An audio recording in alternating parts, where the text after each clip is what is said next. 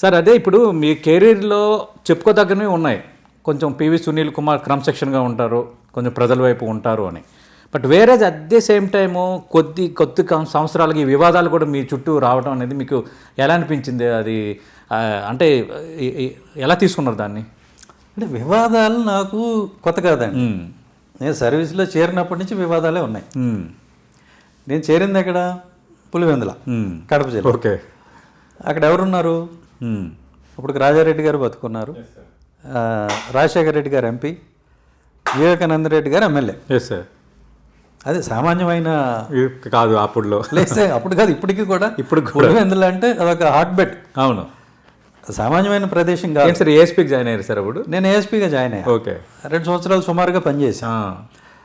So అప్పటికి జగన్ గారు ఇంకా పెళ్లి కాలేదు, చదువుకుంటున్నారు, మరి ఏంటో నాకు పెద్ద పరిచయం లేదు. వీళ్ళు ముగ్గురే మెయిన్ ప్రధానంగా ఉండేవాళ్ళు. రాజారెడ్డి, రాజశేఖర్ రెడ్డి, వివేకానంద రెడ్డి. నేను రాజారెడ్డి గారిని 2-3 సార్లు కలిశాను. నా పోలీసు మన గెస్ట్ హౌస్కి వచ్చి కలిశారు ఆయన నన్ను. ఓకే. మాట్లాడాం. సో అక్కడ పోవటం అలాంటి ప్రదేశానికి పోయినప్పుడు కాంట్రవర్సీ అనేది లేకుండా ఎలా ఉంటుంది? అవును, అక్కడే స్టార్ట్ అయింది. ఓకే. నేను వారితో చెప్పాను క్లియర్గా, చూడండి నేను 2 సంవత్సరాలు ఉంటాను ఇక్కడ, నా పోస్టింగ్ అయిపోయేంత వరకు మీరు ఇక్కడ ఏం ట్రబుల్ క్రియేట్ చేయకుండా ఉంటే ఇద్దరికీ మంచిది. ఓకే. మీరు ఏమన్నా చేస్తే నేను ఏదైనా చేయాల్సి వస్తుంది, ఇద్దరికీ మంచిది కాదు. ఫ్యాక్షన్ని కంట్రోల్లో పెట్టుకుంటే మీకు బాగుంటుంది, నాకు బాగుంటుంది, ప్రజలకు బాగుంటుందని నేను చెప్పాను. ఆయన చెప్పడం అయితే yes I agree with you అది ఇది అన్నారు. ఆయన రాజారెడ్డి గారు మంచి ఇంగ్లీష్ మాట్లాడతారు. సార్ ఓకే అన్నాడు ఆయన.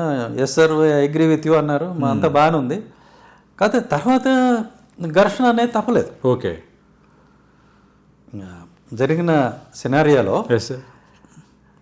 ఘర్షణ అనేది తప్పల. అంటే ఏంటి సార్, ఏమైంది సార్? ఏదైనా ఒక ఇన్సిడెంట్ గుర్తుందా? కొంచెం ఎక్స్ట్రీమ్ వరకు వెళ్ళింది?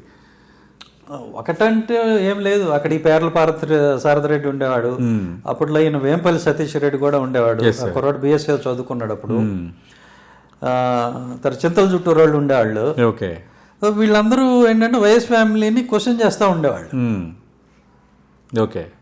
సో క్వశ్చన్ చేసే క్రమంలో మీకు ఇప్పుడు కూడా నాకు తెలిసి పులివెందుల్లో టీడీపీ తరఫున ఎలక్షన్ ఏజెంట్లు అంటే చింతల చుట్టూరు వచ్చి కూర్చుంటాడు. ఓహో. పులివెందుల లోకలోడికి అంత ధైర్యం లేదు. అంటే అప్పట్లో మరి మారిందేమో నాకు తెలియదు. సో వీళ్ళకి ప్రొటెక్షన్ మేము ఇచ్చాం. నేను ఉండగా ఎవరికి కూడా ఎలాంటి అపకారం జరగల. ఈ పేర్ల సారథిరెడ్డి మీద అటెంప్ట్ జరిగింది. అటెంప్ట్ జరిగినప్పుడు నా గన్మెన్ అటు వెళ్తూ ఉన్నారు భోజనానికి. వాళ్ళు ఒకరిని పట్టుకున్నారు రెడీ హ్యాండెడ్గా, మిగతా వాళ్ళు పారిపోయారు. సో అతను బతికాడు. బతికిన తర్వాత అతను డైయింగ్ డిక్లరేషన్ ఇచ్చాడు. ఓకే. అందులో ఈ 3 పేర్లు చెప్పారు. ఎవరు? రాజారెడ్డి గారి పేరు, రాజశేఖర రెడ్డి గారి పేరు, వివేకానంద రెడ్డి గారి పేరు, ఈ 3 కూడా చెప్పాడు. ఓకే. చెప్పినప్పుడు ఒక అటెంప్ట్ జరిగింది. అతను డైయింగ్ డిక్లరేషన్లో చేసినప్పుడు వాళ్ళని విచారించడం అనేది నా ధర్మం. సో నేను వాళ్ళని అరెస్ట్ చేయడానికి వెళ్ళాను. వాళ్ళ ఇంటి మీదకి వెళ్ళాం, రైడ్ చేసాం, ఇల్లు కూడా సెర్చ్ చేసాం. ఓకే. అప్పుడు ఆయన ఎంపీ గారు, ఈయన ఎమ్మెల్యే గారు. రాజారెడ్డి గారికి ఏం పదవి లేదనుకో, రాజశేఖర రెడ్డి ఎంపీగా ఉన్నారు అప్పుడు. ఎంపీగానే ఉన్నారు. ఓకే. సో ఈవెన్ దెన్ నేను అరెస్ట్ చేయడానికి పోయాను. పోతే ఇంట్లో వాళ్ళు లేరు. అప్పటికి ఈవిడ బతికే ఉన్నారు, జయమ్మ గారు అని, రాజారెడ్డి గారి భార్య, రాజశేఖర రెడ్డి గారి తల్లి ఆవిడ ఉన్నారు. విజయమ్మ గారు ఉన్నారు. ఈ షర్మిల గారు కూడా కనపడ్డారు. ఓకే. వీళ్ళు 3 ఉన్నారు ఇంట్లో. సరే మా వాళ్ళు వెళ్ళారు, సెర్చ్ చేసుకొచ్చారు. వీళ్ళు ఎక్కడ దొరకలేదు మాకు. మళ్ళీ వచ్చారు అని తెలిసి ఇన్ఫర్మేషన్ వస్తే మళ్ళీ రైడ్ చేసాం, మళ్ళీ దొరకలా. సో ఇట్లా మరి అలాంటివి చేసినప్పుడు డెఫినెట్గా I will be in there bad books అయిపోయింది. అవును. ఓకే. అది కాంట్రవర్సీ అనేది బిగిన్ అయింది.